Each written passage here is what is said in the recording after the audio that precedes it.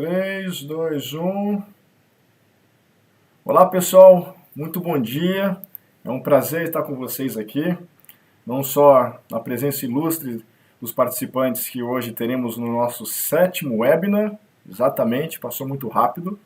Aqui no IBDE nós temos então o objetivo de hoje não só multiplicar, mas sim também receber de vocês os incentivos quanto à multiplicação de conhecimento, experiência. E hoje a gente vai ter um grande debate liderado pela doutora Gabriela Blanchet, que vai fazer a apresentação dos nossos ilustres participantes e palestrantes. Vamos falar um pouco da gestão de risco na retomada do pós-Covid-19, mas antes disso, deixa a gente só destacar para vocês por que o IBDE, que está aqui hoje na presença desses ilustres participantes, tem por objetivo, com esses webinars, iniciativas não só digitais, mas também no futuro muito próximo, quando voltarmos à vida do novo normal, com outras atividades de caráter não só educacional, mas também de multiplicação da integridade e ética nos negócios.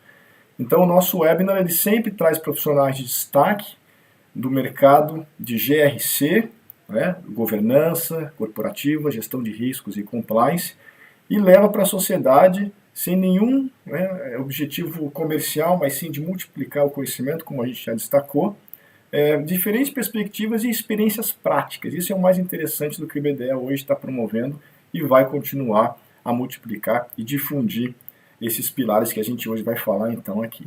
Eu vou deixar então a palavra sem muitas mais delongas, vou deixar a palavra aqui da doutora Gabriela, que vai ser a nossa moderadora com muita honra e um prazer, e vai fazer as honras também, como já falamos, dos participantes hoje desse assunto tão importante que é a gestão de riscos no pós-Covid-19. Doutora Gabriela, muito bom dia, obrigado mais uma vez. Estarei aqui nos bastidores. Francisco, muito obrigado, Caro, Joana, Rubens, sejam bem-vindos, muito boa sorte e nos vemos dentro de alguns minutinhos. Fique à vontade e até logo. Bom dia. Obrigada, Felipe, você como sempre aí nos dando apoio nos webinars do IBDE. Bom dia a todos, bom dia Francisco, Joana, Rubens. Para quem não me conhece, eu sou Gabriela Blanchet, eu sou diretora executiva do IBDE e sou também sócia do escritório de advocacia Blanchet Advogados. E tenho o prazer hoje de moderar esse webinar com profissionais tão experientes e gabaritados, que eu vou inclusive apresentá-los aqui, o Francisco Macedo, que é sócio da área de Forensics, da PwC, responsável pela área de gestão de riscos, da PwC, Joana Mendes, que é diretora da área de Forensics também, especializada em tecnologia da PwC, e o Rubens de Oliveira, que é sócio do Oliveira e Carneiro Maia Advogados e é também diretor de Relações Institucionais do IBDE. Muito obrigada pelo tempo de vocês e pela presença aqui. A ideia hoje é a gente bater um papo sobre a gestão de riscos, justamente na retomada das atividades nesse pós-quarentena aí, E para contextualizar, eu sempre gosto de trazer alguns dados, até para contextualizar um pouco a fala de vocês, e andei olhando algumas pesquisas recentes e, por exemplo, constatei que uma pesquisa recente conduzida pelo IBGC em parceria com a consultoria Better Governance, apontou que os conselhos de administração gastam a maior parte do tempo das reuniões de conselho discutindo mais assuntos operacionais e de gestões do dia a dia do que a própria estratégia de negócios ou análise das matrizes de risco das empresas. Também num outro webinar da Price, que eu ouvi na semana passada, me chamou a atenção numa rápida rodada lá de perguntas que eles fizeram, que mais de 50% das pessoas que responderam a pergunta lá naquele momento afirmaram que ainda não revisitaram as suas matrizes de risco em função dos impactos decorrentes da pandemia. E mais de 50% também dessas pessoas informaram que acreditam que a transformação digital da sua área será acelerada nos próximos 12 meses. e quase a totalidade das pessoas responderam que tiveram uma reunião com a alta liderança para discutir um ou outro impacto estratégico desses novos riscos gerados com essa pandemia do Covid-19, né? Então, como vocês podem ver, a gente está em um cenário de incertezas, né? E eu enxergo aí dois grandes desafios. O primeiro desafio é a empresa tentar traçar uma estratégia realista e atual para gerir os riscos iminentes, né, decorrentes da retomada das atividades agora já nesse momento, né? Então, esse é um momento. E o outro desafio que eu enxergo e trago para vocês é pensar numa estratégia de condução desses negócios, né, e da gestão de riscos, também olhando para o futuro, né, para o momento pós, para atravessar essa crise, pensando na longevidade dos negócios, na longevidade da empresa, né. Então, como vocês podem ver, o cenário realmente é bastante desafiador. Mais do que nunca, as empresas devem ter agilidade no entendimento da dimensão dos riscos relacionados à sua operação, né? Independente do seu tamanho, seja uma empresa de grande porte, seja média ou pequena empresa. No Brasil, a gente sabe que a maioria das empresas são empresas familiares, enfim. Independente do tamanho, a empresa tem que ter a dimensão do tamanho desses riscos, principalmente os riscos também vindos, né, trazidos com a própria pandemia do Covid-19. E aí eu jogo para vocês, então, a minha primeira pergunta. Eu quero até começar com o Francisco, que eu sei que o Francisco também trouxe alguns dados interessantes aí. Como vocês enxergam esse novo normal, né, que a gente vê agora, todo mundo está falando, que virou a palavra da moda, na verdade, e como essa nova realidade, ela impacta na retomada das atividades da empresa, né, agora, nesse momento pós-quarentena, que todo mundo está se preparando realmente para voltar a ativa, considerando justamente a gestão desses riscos envolvidos, porque a gente tem várias categorias de riscos, né? A gente tem riscos operacionais, regulatórios, jurídicos, riscos reputacionais, enfim. Quais os principais desafios para essa retomada? A pergunta do milhão, né? E por onde começar? Então, Francisco, por favor, gostaria de ouvir aí a sua apresentação. Bom dia, Gabriela. Bom dia, Felipe. Rubem, Joana, bom dia a todos os participantes. Primeiro, agradecer ao IBDE por essa participação nesse evento tão importante para o momento, poder aqui discutir com vocês um pouco a experiência que a gente tem tido na prática, não só como empresa, mas como prestador de serviços nessa área de gestão de crises.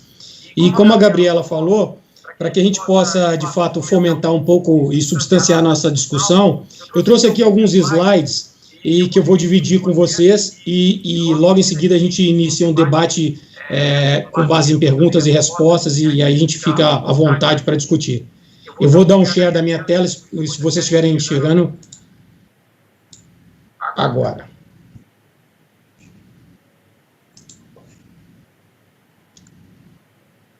Espero que estejam conseguindo enxergar a tela aí. Sim, estamos enxergando. Vamos lá. Bom, então, o que a PwC tem feito ultimamente, eu digo a partir de primeira semana de março, é abrir uma pesquisa chamada Pulse Survey, cujo propósito dela é pegar a percepção dos CFOs em bases semanais daquilo que eles estão percebendo dessa questão do retorno seguro ao trabalho, aos impactos do Covid nos negócios, e de fato é uma pesquisa extremamente abrangente. Como vocês podem perceber, essa última pesquisa envolveu 989 CFOs de 23 países, e ela foi liberada na primeira semana de junho. Vocês vão perceber que com os dados que a gente coletou aqui, que está muito relacionado com o nosso dia a dia, e esses inputs vão ser fundamentais para que esse novo normal, de fato, reflita, gere um impacto positivo nos negócios, em linha com o que a gente pensa aqui na firma como PwC, que em momentos de crise, o mais importante é que você saia mais forte. Então, todos aqueles que se preparam antes para aquele desafio e, obviamente, reagem rápido, saem mais fortes do que a própria organização e que seus concorrentes, ok? Bom, então, o que o Covid, na prática, está fazendo? Ele está, como tema geral, acelerando novas formas de trabalho. Em função disso, hoje a percepção dos CFOs é de que parte substancial, e aí vai para o tema que a gente está falando de gestão de riscos, gestão de crise de uma maneira mais ampla, que é, primeiro, eu preciso assegurar que a minha força de trabalho e os meus clientes se sintam seguros em voltarem a trabalhar e a voltarem a interagir, no caso dos meus clientes, com a minha equipe. Vocês podem perceber que os percentuais são altíssimos, então a prioridade maior dos CFOs é, sim, trazer um ambiente seguro, né? Parte substancial desses gestores, eles estão focados, primeiro, na reconfiguração do ambiente de trabalho e na promoção do distanciamento social dentro do ambiente de trabalho. Ou seja, vários escritórios e várias indústrias que ainda exigem que você tenha o trabalho presencial de uma certa maneira ainda preservada, eles vão tratar isso como prioridade ou estão tratando isso como uma prioridade para o momento. Agora, o que a gente percebe também, e como CFOs, eles sempre focam nos resultados das empresas, no lucro, na geração de receitas, que um sintoma ou uma consequência dessa situação é você tentar promover o trabalho remoto e, por consequência, reduzir os seus custos de ocupação. Então, esse é um foco que vai, de fato, transformar a forma como trabalhamos e que vai potencializar os resultados num momento tão difícil através da redução desses custos associados à ocupação, que são diversos. Só que para fazer isso, você precisa, primeiro, investir em melhorar a experiência no trabalho remoto, ou seja, como que eu asseguro que o meu profissional, trabalhando, obviamente aqueles que podem trabalhar remotamente, vão ter uma experiência apropriada que lhes permita ter a produtividade e a interatividade tão fundamental para o dia a dia da execução das suas atividades. E vocês podem perceber que 52% dos respondentes querem que o trabalho remoto seja uma opção permanente. E a gente sabe que todas aquelas empresas que investiram em tecnologia nos últimos anos já colheram os frutos no início da pandemia. E, obviamente, em paralelo a isso, você também, todos aqueles que investiram na tecnologia, investiram na automação. Então, processos braçais e que possam ser automatizados e que foram automatizados trazem um benefício muito grande, não só de produtividade, mas de liberar tempo para que seus profissionais, de fato, pensem em alternativas para o negócio nesse momento tão difícil que todos nós estamos passando. Por mais curioso que seja, boa parte dos profissionais entendem que vão sair mais fortes dessa crise, mais resilientes e mais ágeis. Isso é fruto não só daquilo que todos estão passando no trabalho, mas também em casa, com suas famílias, de que, pela primeira vez, é uma crise que está afetando substancialmente todo mundo ao mesmo tempo. Então, você tem que buscar soluções, não só no trabalho, mas soluções na sua casa, com a sua família, para que você possa, de fato, sair e passar esse momento tão difícil para todos. E outra coisa que a gente vê também que vai ser bastante relevante é como eu, através da tecnologia, ou até através de conceitos e de treinamentos, torno a minha equipe mais produtiva, mais colaborativa e mais criativa. São palavras-chave aí nessa pesquisa. Para complementar, esse é o último slide, mas a gente sabe que as organizações precisam estar preparadas para reagir a esse tema. Então, essa pesquisa veio trazendo para todos nós, principalmente porque ela abrange o mundo inteiro, alguns cenários que indicam que alguns CFOs que já, de certa forma, estão um pouco além da crise, porque a enfrentaram mais cedo, eles já estão mais confortáveis e que vão conseguir reagir efetivamente. Esse percentual, se vocês depois acompanharem no nosso site, vai perceber que eles estão aumentando substancialmente ao longo do tempo. Isso é muito importante para que todos nós tomemos como lição aqui no nosso âmbito empresarial brasileiro, né? Esses CFOs também, eles estão percebendo o seguinte: eu preciso gerar novas fontes de receita ou reconstruir, remodelar minhas fontes de receita. No final do dia, eles estão preocupados com o bottom line e sem receita isso é pouco provável de acontecer. E cada vez mais você vai ver não só a mudança em produtos e serviços, sempre buscando o aprimoramento, e o que a gente tem falado de aprimoramento está muito voltado em digitalização, e a gente vai debater isso um pouco adiante, né? Adoção de novas formas de trabalho, que eu já falei lá atrás, mas reforça muito aquilo que todos nós estamos percebendo, né? Comportamentos, até recompensas aos profissionais que vão trabalhar de maneira remota, que vão focar mais em cliente, ao invés de ficar mais no seu escritório, num ambiente somente com a sua equipe. A gente vai ver também um viés muito grande na questão de estratégia de precificação e de condições de pagamento, a questão de digitalização de pagamentos, uma precificação de serviços mais voltada para pay as you go, ou seja, para que aquilo seja consumido, você gere material intelectual que possa ser consumido e que você não tenha que ficar a todo momento tendo interação com seus clientes. E uma questão muito grande da venda, de um shift, uma mudança de uma venda presencial para virtual.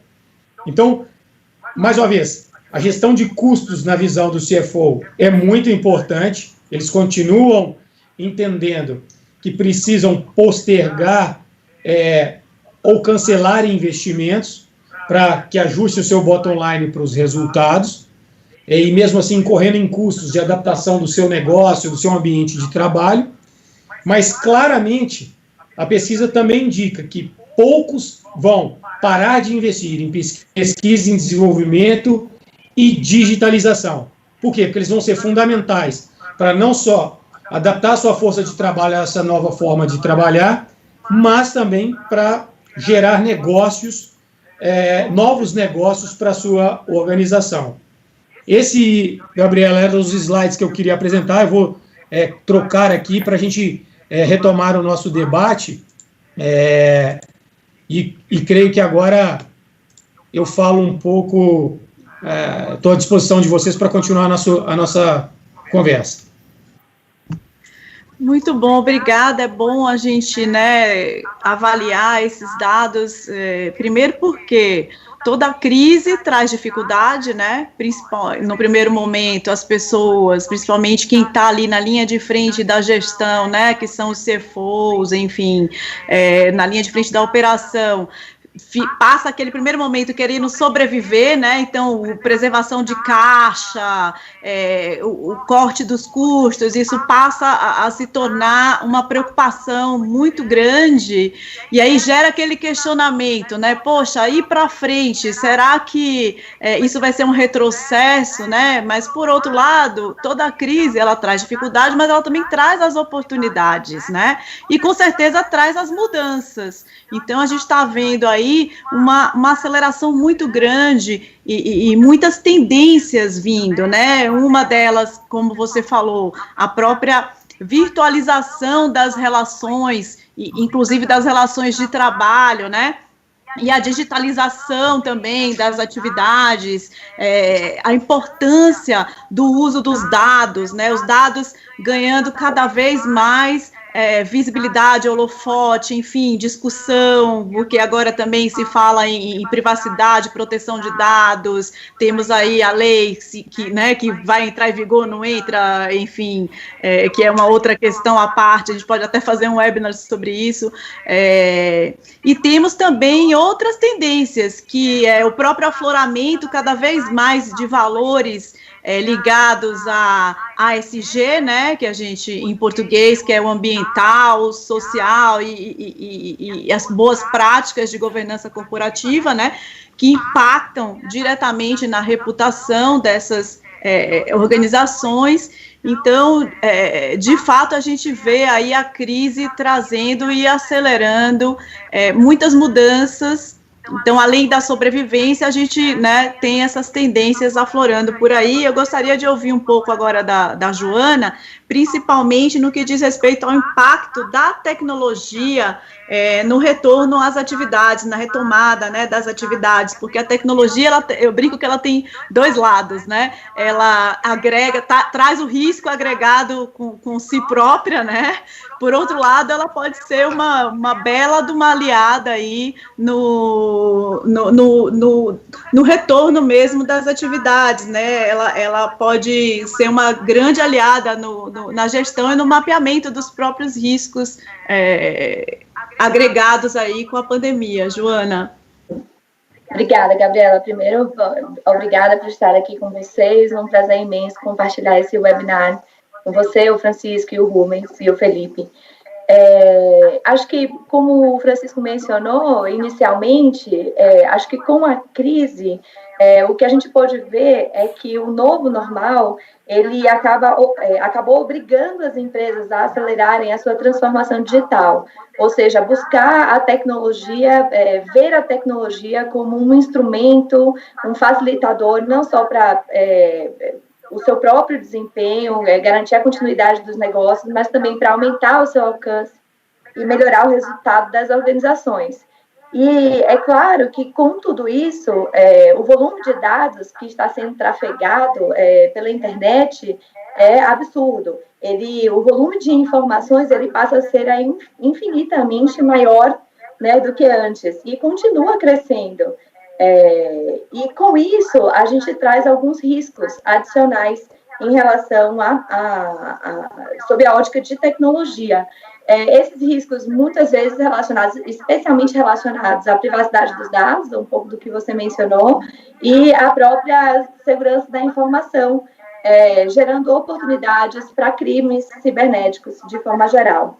Né, ataques cibernéticos, tentar invadir o ambiente do cliente, sequestro de dados, e também oportunidades de fraudes, utilizando esse ambiente de tecnologia. Tá? Em relação à privacidade de dados, a gente pôde notar, durante o enfrentamento da crise, a adoção por determinados governos, especialmente os governos orientais, alguns países orientais, que se valeram da tecnologia para construir alguns aplicativos para monitorar os seus cidadãos e, de uma certa forma, tentar conter a expansão e a propagação do vírus. Então, eles utilizaram dados pessoais de cidadãos para poder monitorar e, até um determinado ponto, atribuir um sinal verde, amarelo, vermelho, para falar, olha, se você teve contato com a Gabriela, que foi exposta ao vírus, automaticamente você é laranja e você deve restringir a sua movimentação de uma determinada forma. Então, com algumas indicações. Para a construção desses aplicativos, foram utilizados dados tanto de reconhecimento facial, dados de cartão de crédito, histórico de contatos de telefone celular. Isso gerou uma discussão muito grande em relação à privacidade dos dados, e especialmente um grande receio e uma grande preocupação disso se expandir após o tempo de crise, de pandemia, e gerar um monitoramento constante, especialmente por parte do governo. E a gente sabe que, uma vez criada uma estrutura de vigilância para um determinado motivo, é difícil retroagir, voltar atrás e desestruturar essa vigilância. Então, as pessoas têm uma preocupação e um certo receio. O que a gente pode ver é que tanto países europeus e como também o Brasil têm tentado utilizar de outras tecnologias ou tentando anonimizar o dado dos cidadãos para que não tenha essa invasão de privacidade e não crie essa estrutura de vigilância, de monitoramento.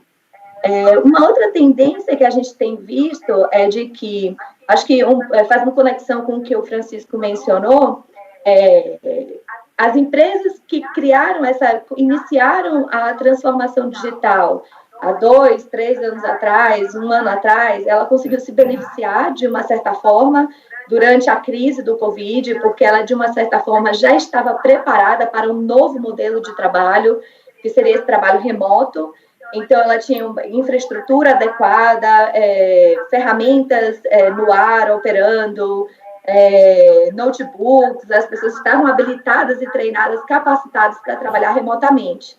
No entanto, outras empresas, elas tiveram maior dificuldade e não estavam preparadas, com um ambiente preparado para esse novo cenário, o que gerou algumas vulnerabilidades no seu ambiente e que permite, de uma certa forma, que o seu ambiente seja exposto a riscos de crimes cibernéticos, seja porque o funcionário não está utilizando uma conexão segura. A gente vê que, para algumas empresas, VPN talvez seja um assunto do dia a dia, para outras, talvez não tanto, que seria uma conexão segura entre o seu ambiente corporativo e o funcionário que está externo à companhia. A gente vê também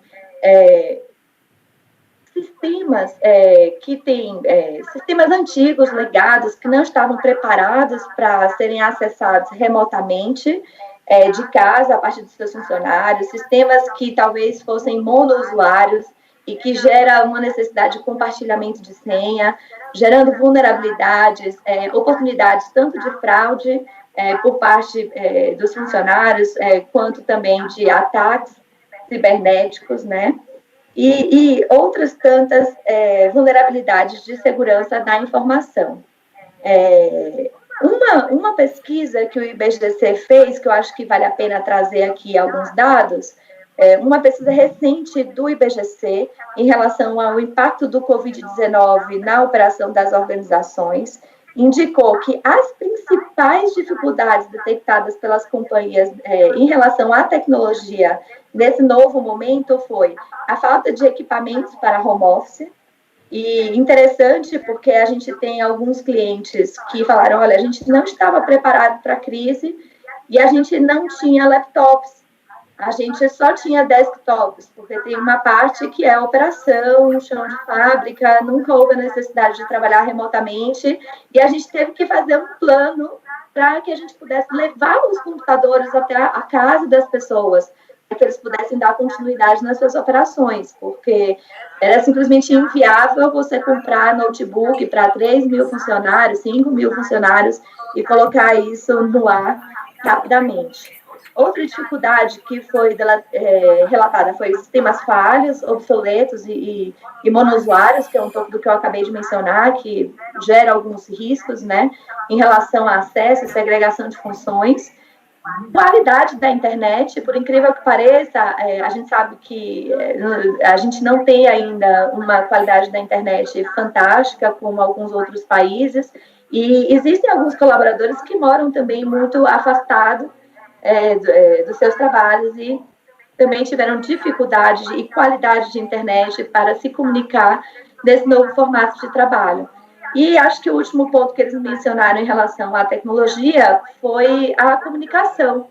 As principais dificuldades em relação à comunicação com os colegas de trabalho. A gente sabe que nem todas as empresas tinham no ar ferramentas colaborativas ou ferramentas oficiais homologadas pela empresa para comunicação, como o Teams, Microsoft Teams, o Zoom, o Hangouts, o Chats, o Google Chats e por aí vai. Muito interessante, Joana, muito interessante. Você percebe que as empresas que já estavam olhando para a tecnologia, né, na sua estratégia de negócios, ou seja, as empresas que mapearam os riscos e incluíram a tecnologia na sua estratégia de negócios saíram com uma vantagem competitiva né, com a chegada desse cisne negro, enfim, alguns falam que é rinoceronte cinza, mas enfim, com a chegada da pandemia do Covid-19, e enquanto outras estão aí pedalando, correndo para tentar acelerar esse processo de mudança e incorporação da tecnologia no seu negócio, né, interessante. E aí, as dificuldades que vêm com isso, como você mencionou, né, a própria questão da internet, a questão da falta de notebook, né, é uma coisa que hoje em dia a gente acha que não, mas é impressionante a falta de notebook, o uso de sistemas também obsoletos,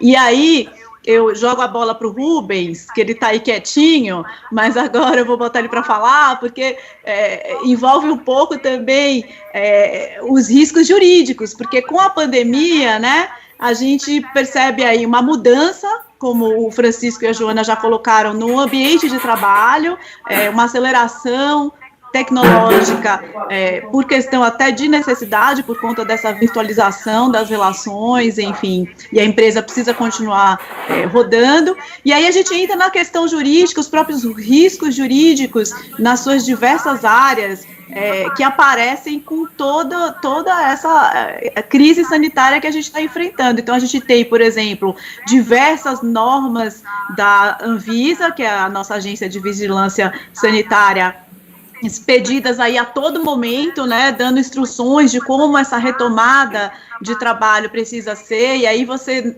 navegando no site, você percebe que você encontra de tudo, desde procedimentos sanitários para casas de repouso, por exemplo. Você tem lá a norma técnica da Anvisa tentando correr atrás e esclarecer como que esses ambientes devem ser geridos, né? Você tem também a questão trabalhista, né, que tem sido discutida agora, a possibilidade da Covid-19 ser considerada uma doença ocupacional, se tiver um nexo de causalidade com o trabalho. Então as empresas têm que ter essa preocupação de como fazer essa retomada das atividades para que não haja esse nexo causal e lá na frente seja alegado por algum colaborador de que contraiu o Covid-19 em virtude do trabalho. Então você tem essa questão trabalhista, tem a questão, os riscos tributários todos, porque no momento de sobrevivência e corte de custos pode vir a faltar dinheiro para recolher um determinado tributo, apesar de todos esses programas que a gente vê aí de iniciativa dos governos, não só federal, como estaduais também, municipais. E tem a própria questão da responsabilização do gestor, né, que está ali na linha de frente, tomando as decisões diariamente, se volta, se não volta, quantas pessoas voltam, quantas ficam em home office, como vai ser o espaço, qual o distanciamento que deve ser feito de uma mesa para outra, tem que testar as pessoas, não tem que testar, e a gente vê, então, toda essa indefinição. Eu gostaria de ouvir um pouco de você, o que você identifica aí de importante que as pessoas pensem agora nessa retomada das atividades e por onde começar. Oi, Gabriela, bom dia a todos, Joana, Francisco, obrigado pela oportunidade, ao Felipe, obrigado ao pessoal do IBDE, da agência, obrigado à Priscila, que deu uma força para o Marcos aqui para nós, muito gratificante para mim participar disso. Bom, fiquei por último, recebi uma avalanche de questões, né? Então, eu vou respondendo aí ponto a ponto. Se faltar alguma coisa, eu peço que você me... A judicialização, ela vem, assim, a pesquisa que a gente levantou aqui, ela vem em diversos segmentos. Você tem decisões favoráveis a suspensão de pagamentos, juros, empréstimos, aluguel, tem suspensão de despejo, tem suspensão de carência de plano de saúde, né? Tem remarcação de custo de passagem aérea. E tem uma decisão interessante do Ministério da Federação que a companhia de saneamento ela tinha um desconto para uma determinada classe social.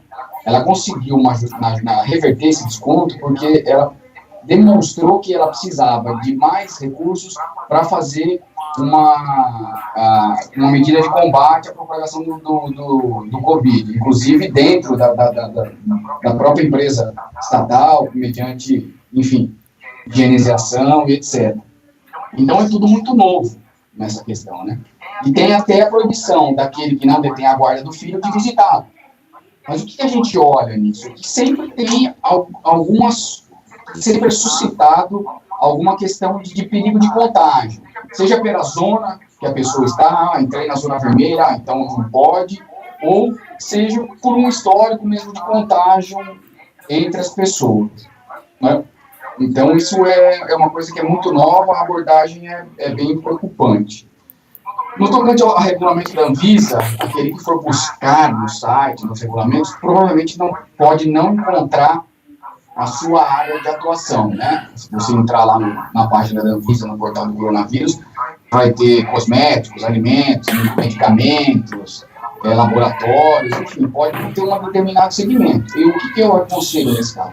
É efetivamente fazer uma pesquisa, ou com o órgão de classe, ou na própria Anvisa, mas já adiantando que você também pode utilizar por analogia, né?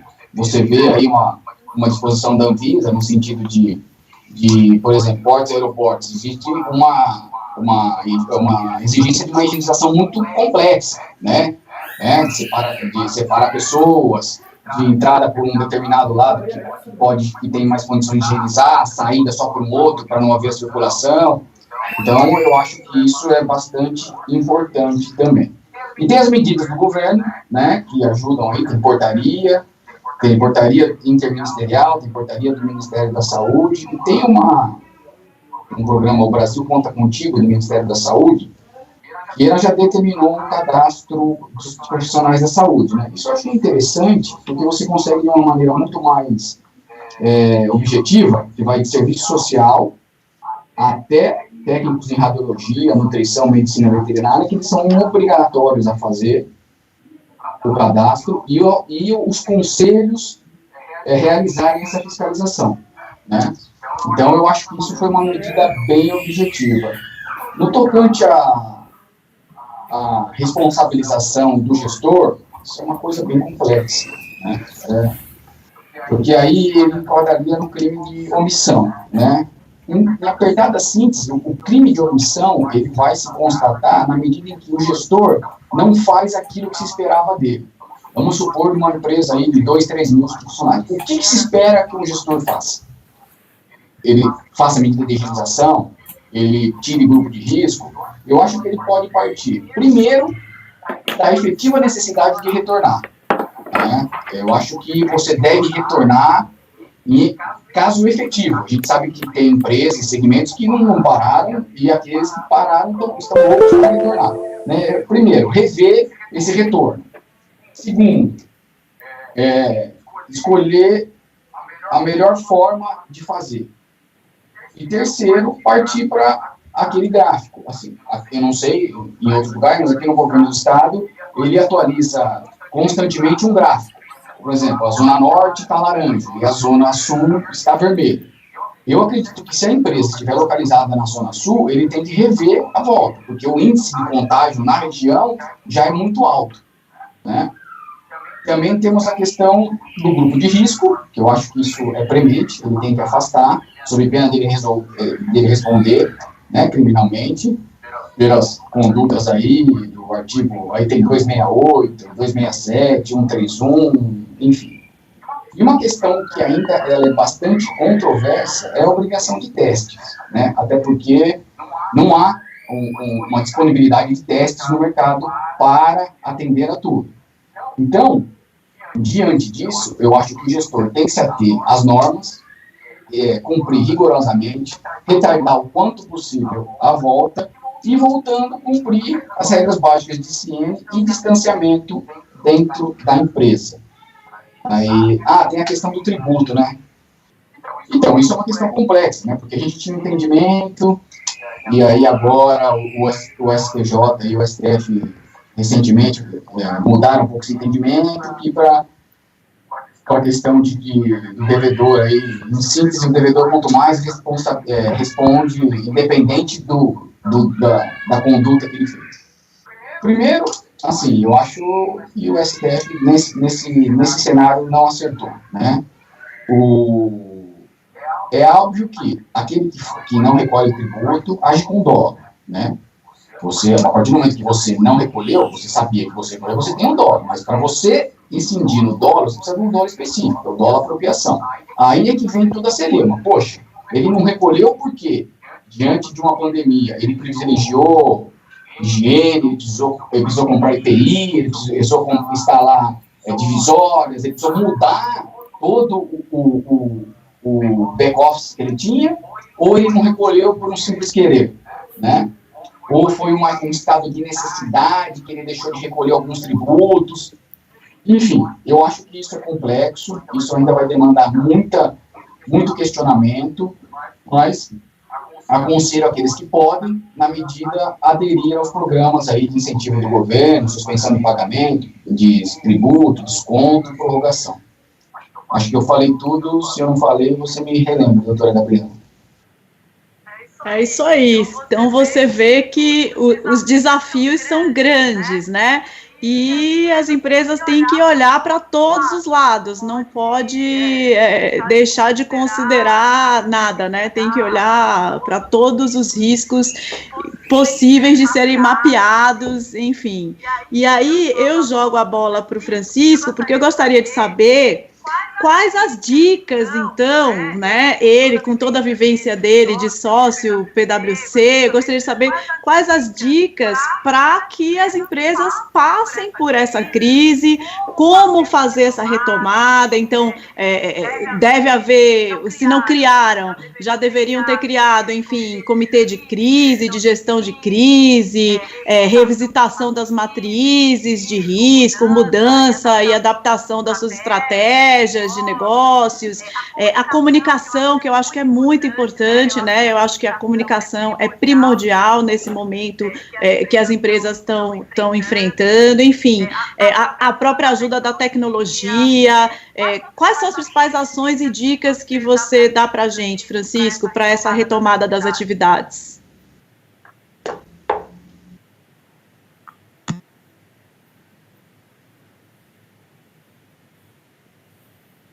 O som, Francisco, tá sem som. Tá mudo. Desculpa. Um ponto muito importante que a gente meio que já sabia, na verdade, no dia a dia das nossas atividades, né, mas que acabou sendo confirmado aqui, grande maioria das empresas não tem um plano de gestão de crises estruturado. E, nesse caso, essa crise teve uma abrangência tão grande que mesmo aquelas que tinham um determinado plano também sofreram para adaptar esse plano à nova realidade. O que a gente entende nesse momento é que você trabalhar num plano abrangente de gestão de crises não vai agregar muito agora nesse momento. Então, como até uma forma de evoluir para o futuro, o que a gente sugere é que seja criado um plano de transição ao trabalho, ok?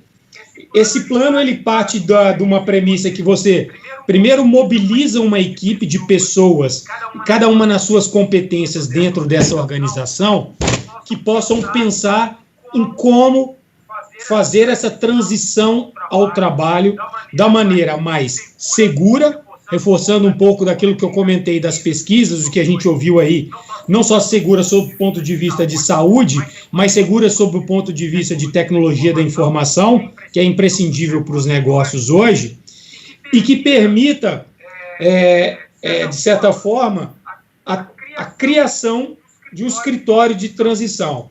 O que a gente chama desse escritório de transição? Vai ser toda essa equipe multidisciplinar, trabalhando de forma que ela saia no final desse processo com um plano de retorno ao trabalho estruturado, formalizado, justamente para suportar tudo aquilo que a gente sabe das consequências jurídicas, caso você não faça da maneira apropriada aqui no Brasil, ou seja, a gente vai falar um pouco mais à frente, mas da judicialização de uma série de temas, que você possa monitorar toda e qualquer lei e regulamentação que exista no seu estado, na sua região, ou até mesmo em diversas regiões. No nosso caso, por exemplo, nós temos escritórios em 12, 13 localidades, então a gente tem que conhecer cada uma dessas regras. Isso vale para muitas organizações.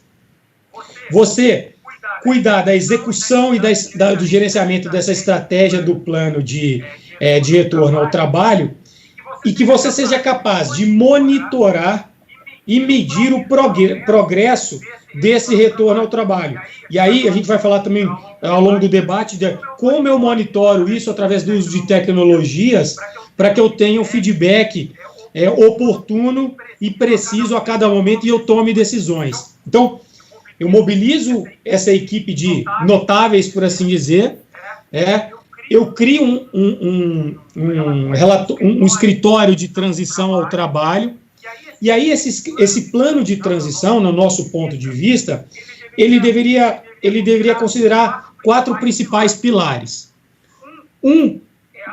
São as operações, ou seja, como eu desenvolvo um plano específico para cada local de trabalho. Então, a gente tem unidades fabris, tem somente escritórios administrativos, então eu tenho que ter abordagens diferentes. Eu tenho que pensar em como eu vou atender os meus clientes. Muitas vezes eu tenho contratos que eu tenho que cumprir, como eu trago isso para essa operação, né? Eu estabeleço horários de trabalho que, de certa forma, permitam que eu tenha a questão dos turnos, mas os tenha de maneira segura e que permita que eu tenha a força de trabalho ativa por boa parte do tempo, sempre lembrando que cada vez mais é importante você observar as necessidades dos seus colaboradores, que são diferentes, são crianças que não estão na escola, crianças que estão na escola, que não têm acesso à creche. Então, essa flexibilização é muito importante para os dois lados. Eu defino claramente aquelas funções que prioritariamente vão ter que trabalhar eventualmente no escritório e outras que podem trabalhar substancialmente em casa, para não criar esse fluxo tão amplo de profissionais dentro das instalações físicas. E, obviamente, eu estabeleço todo um cronograma e uma equipe para monitorar essa operação de maneira contínua e reportando para esse escritório de transição que toma as decisões. Falando das instalações físicas, aí tem um aspecto muito importante que a gente tem que assegurar. Isso varia de localidade para localidade, mas você tem alguns guias, por exemplo, da Organização Mundial da Saúde, que você pode, de fato, ter um benchmark, por assim dizer, para desenhar esse novo local, considerando o espaço de trabalho necessário, a infraestrutura que eu preciso, seja ela tecnológica, seja ela física, a configuração de espaços individuais, com espaçamento apropriado para cada um, e tudo aquilo que cerca esse ambiente de trabalho, ou seja, todos os aspectos de higienização, todos os aspectos de preparação do ambiente a cada dia, ou seja, eu usei num dia, esse ambiente vai ser higienizado, e ali eu vou poder ter aquela pessoa usando novamente, ou outra usando naquele momento, e o uso cada vez maior de equipamentos pessoais, ou seja, assim eu consigo reduzir substancialmente a probabilidade de contágio. Isso sem falar na toda a parte de prevenção, como o uso de máscaras, como todos nós já sabemos que em muitos locais já são obrigatórios. Quando eu falo da outra dimensão, eu falo de saúde e segurança. Então, mais uma vez, ele está composto na instalação física, mas ele toma um componente aí muito importante, institucional, que é da política que suporta essa saúde e segurança no ambiente de trabalho, e eu preciso assegurar que essa comunicação seja efetiva antes mesmo de eu retornar, e que eu faça o reinforcement dela ao longo da minha jornada de trabalho para todos os colaboradores e terceiros. Isso é muito importante, porque muitos de nós recebem terceiros, sejam eles clientes ou parceiros de negócio, e a gente tem que assegurar que a nossa política seja abranja esses entes também, porque no final do dia eu também sou corresponsável pela saúde e pela segurança desses profissionais. Então, todo e qualquer mecanismo voltado para o funcionário, do momento que ele sai da sua casa e chega no escritório e retorna, são importantes. Um tema curioso, muitos de nós aí tinham a falsa percepção de que as pessoas demorariam menos tempo na sua transição para o trabalho. Um estudo mostra que essa transição vai aumentar, mesmo sem o trânsito. Por quê? Porque você vai ter o transporte coletivo que vai ter horários restritos, o transporte coletivo que deveria ter a quantidade de pessoas restritas, o timing que você tem para preparar eventualmente a sua casa para poder sair, o período que você pode ficar no escritório, a questão de disponibilidade de alimentação e tudo mais. Então, tudo isso, esse escritório de transição tem que ter em mente, tem que pensar de uma maneira bastante abrangente e tomar decisões mais uma vez. Mais importante que isso, e como em todo o programa, é você ter o último pilar, que é a questão relacionada à gestão de mudanças. Ou seja, como eu transmito isso de uma maneira positiva e efetiva para a minha equipe, como eu faço a medição disso no dia a dia, para ter feedback daqueles que estão sendo impactados diretamente com essa necessidade da volta ao trabalho, aspectos de segurança, da segurança desses profissionais, de que estão voltando de uma maneira controlada e não vão trazer um problema para eles ou para suas famílias, né? Você precisa engajar esses profissionais em uma série de atividades voltadas à questão de bem-estar mental.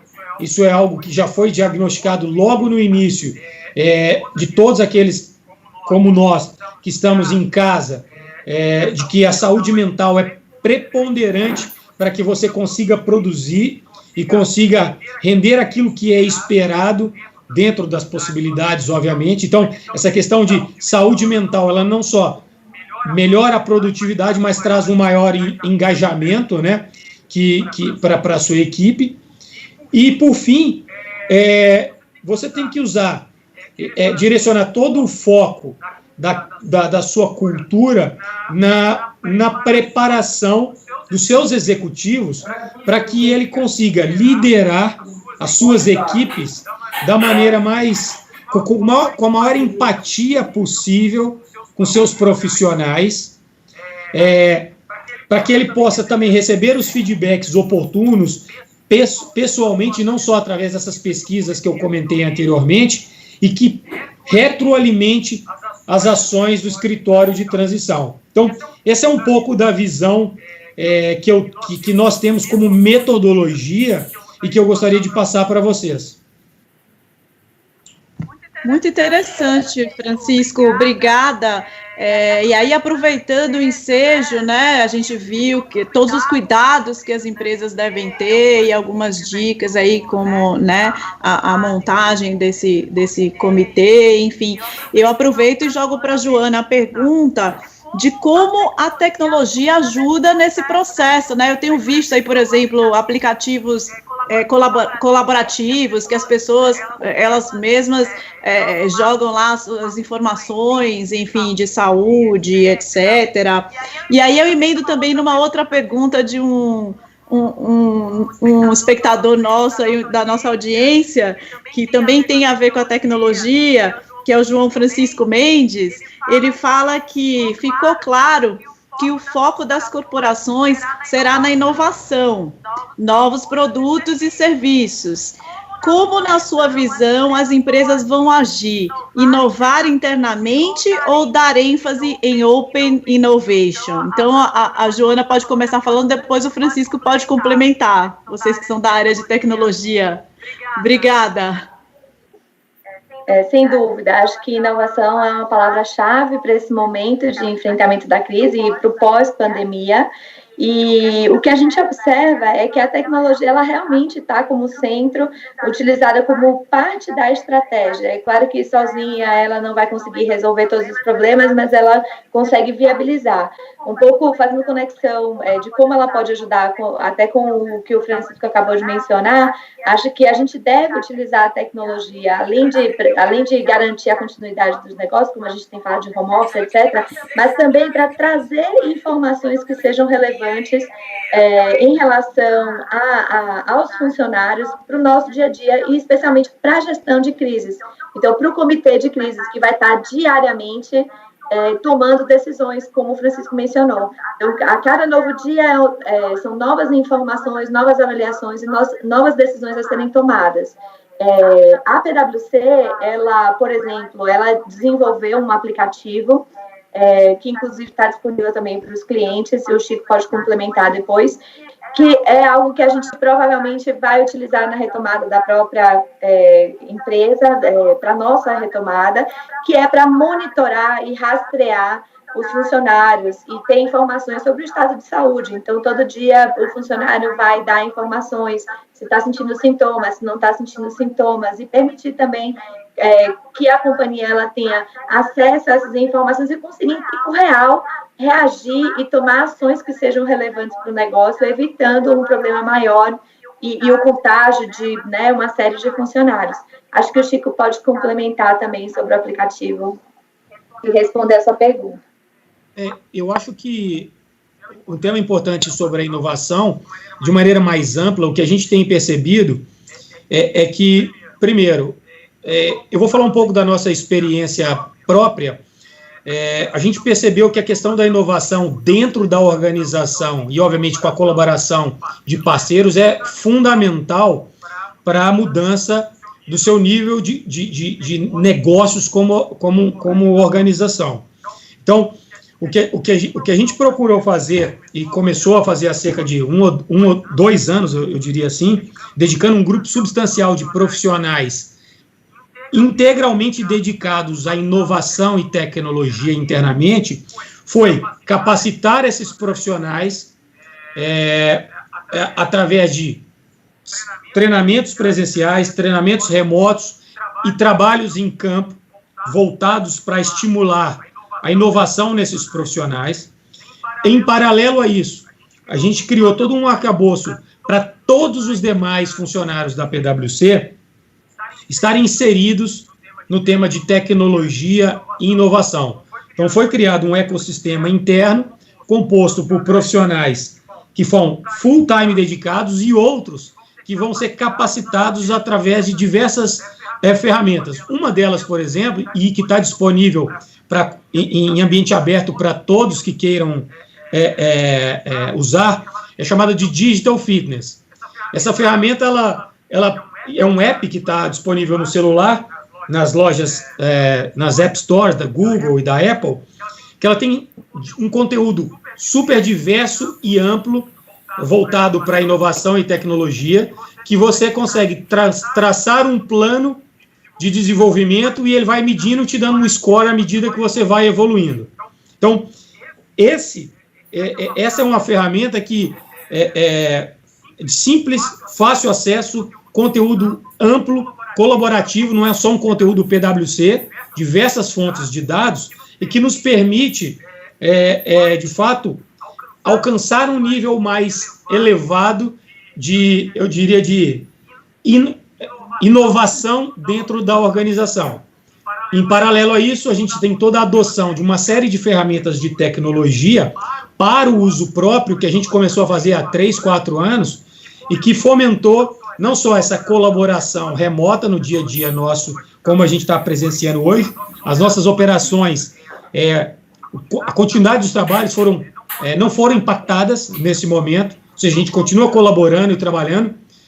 Obviamente, a gente passa por um período de adaptação muito mais pela questão do ambiente em casa, que você tem que ter uma dinâmica diferente, mas interrupção e tudo mais, a gente consegue fazer isso de maneira imperceptível para nós, que já estamos adaptados a isso. E aí, entrando especificamente no que a Joana falou, essa colaboração nossa vem do network das nossas firmas também.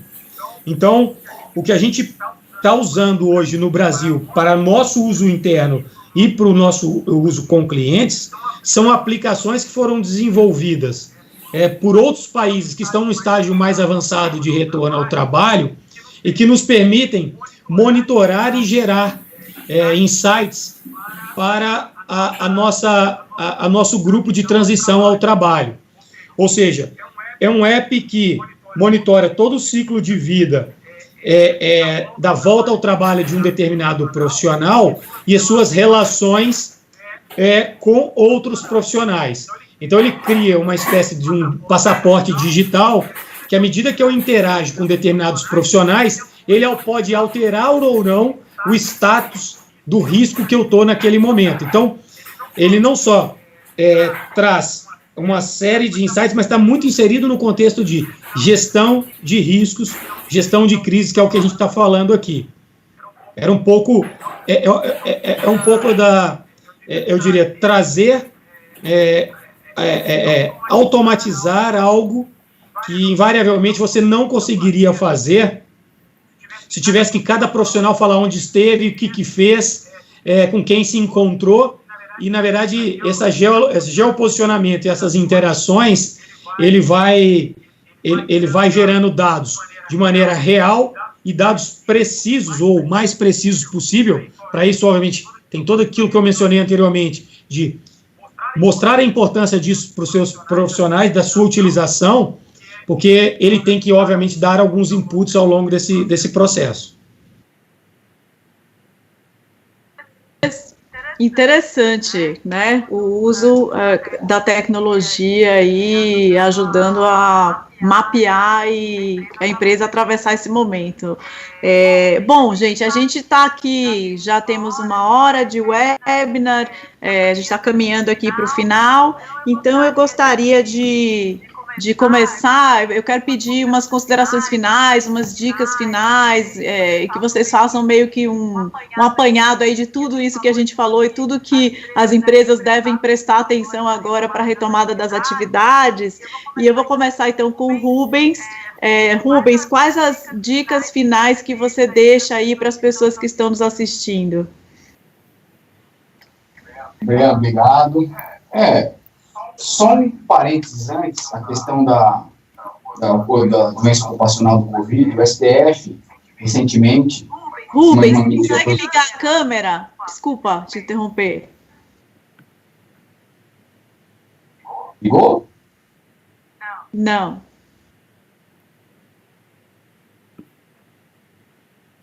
Para mim, aqui ela está ligada. Eu consigo ver o Rubens. Então sou eu só. Tá. Pode seguir, desculpa, Rubens. Imagina. Sobre a questão da doença ocupacional, o governo editou uma medida provisória que transferia o ônus para o funcionário comprovar que ele teria sido infectado dentro da empresa. Diversos partidos entraram com ações diretas de inconstitucionalidade e o Supremo, liminarmente, suspendeu a eficácia do artigo que tratava disso. Ou seja, em caso de contaminação, fica a critério do empregador a responsabilidade de demonstrar que a contaminação não foi dentro da empresa. Tá? Sobre as considerações, isso é uma decisão do STF, então ela pode repercutir aí numa avalanche nas instâncias inferiores. Exatamente, o ônus da prova, né, que fica a critério do empregador. É verdade, exatamente. Bom ponto. Sobre as considerações finais, o que eu falo é muita cautela para o gestor, né, para se atentar especificamente se vale a pena o retorno, como fazer o retorno, e sempre fazer de acordo com as medidas sanitárias, seja ela, se você não tiver para o seu segmento, você busque, você faça alguma coisa, você pesquise, porque a omissão do gestor, em determinados casos, ela pode ser penalmente relevante.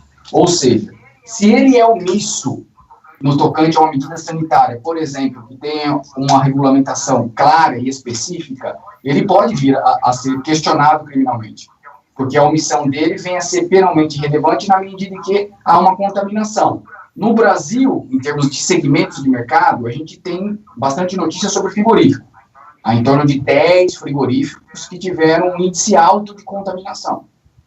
Então, para que isso não abranja a outros segmentos, cabe ao gestor aí, né, além de todas as responsabilidades, além da comunicação que a gente trouxe, de observar as normas de segurança, sob pena dele ser questionado penalmente perante a justiça. Eu agradeço a participação. Muito obrigada. Joana, suas considerações finais. Quais as dicas que você pode trazer aqui para todo mundo? Tá, bom, sobre a ótica de tecnologia, acho que ela realmente é uma grande aliada, tanto para o enfrentamento quanto para a retomada, e as dicas que eu dou são garantir que os funcionários estejam utilizando os dispositivos corporativos para suas atividades, conexões seguras, estabelecer políticas e procedimentos para uso de tecnologia homologada pela companhia, se preciso, estabelecendo treinamento para os funcionários. Outra dica relevante seria monitorar o seu ambiente, ser capaz de detectar quando houver alguma anomalia, para que você consiga diferenciar o que é um acesso externo maligno ou válido pelos seus funcionários que estão trabalhando agora de forma externa à empresa. Também revisar a arquitetura de TI em relação à segurança da informação e em relação a sistemas, a redes, infraestrutura, e para garantir que você não está com vulnerabilidades ou exposto a determinados riscos de qualquer sorte em relação a crimes cibernéticos, e especialmente estar pronto para responder a incidentes e crimes cibernéticos, né? A gente sabe que é uma grande tendência aí também com o Covid. Obrigada pela participação, agradeço a oportunidade. Nós que agradecemos, obrigada pela contribuição. Francisco, palavra com você. Obrigado, Gabriela. Eu acho que eu já falei muito sobre planejamento e vou insistir que o planejamento é fundamental para todas as organizações. A criação de um plano estruturado é imprescindível para esse momento, em todas as óticas. Agora, para finalizar, eu acho que o mais importante de tudo é preocupe com as suas pessoas, com a sua equipe, e só tome ações que você esteja seguro que não vai colocar em risco a integridade dessas pessoas. Se você não fizer isso, sua organização não vai existir brevemente, seja porque você vai dizimar a sua força de trabalho, ou porque eles vão deixar a sua organização porque entendem que você não teve o zelo devido com eles. Então, a preocupação é pessoas, com as vidas. Depois, o negócio você vai ajustando à medida do possível. Muito bem, muito obrigada. Eu quero agradecer aqui em nome do IBDE a vocês, a PwC, que é um parceiro nosso antigo já, que a gente conta já há algum tempo, ajudou a gente, apoiou no nosso caderno lá de boas práticas de diversidade e inclusão para as empresas, que, aliás, eu quero também deixar aqui como dica, o site do IBDE tem muito material com conteúdo relevante, inclusive que pode apoiar as empresas a passarem por esse momento.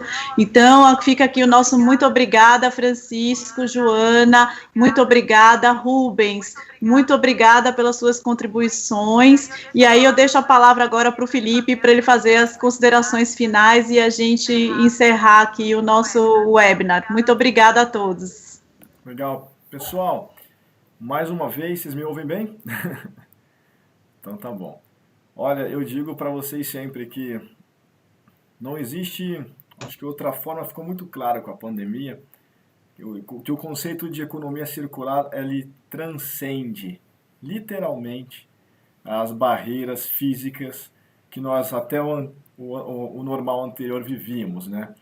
E, Gabriela, muitíssimo obrigado pela sua belíssima, elegante e muito competente condução.